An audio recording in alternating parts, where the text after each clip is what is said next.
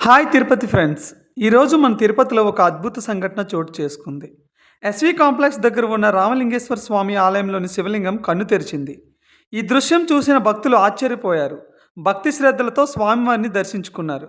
ఇది దేవుడి మహిమగా భావిస్తూ అక్కడి వాతావరణం భక్తిమయంగా మారింది. సంఘటన చాలా మందిలో ఆధ్యాత్మిక ఉల్లాసాన్ని కలిగించింది.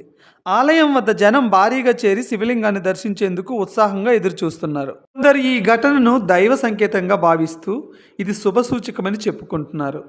అలాగే ఆలయ నిర్వాహకులు ఈ సంఘటనపై స్పందిస్తూ ఇది స్వామివారి లీలగా భావించాలి, భక్తులు శాంతిగా నిబంధనలను పాటిస్తూ దర్శనం చేసుకోవాలని కోరారు. ఈ అద్భుత దృశ్యం ఇప్పుడు సోషల్ మీడియా ద్వారా వేగంగా వైరల్ అవుతుంది. ఈ సంఘటన భక్తులలో భగవంతుని పట్ల విశ్వాసాన్ని మరింతగా పెంచింది.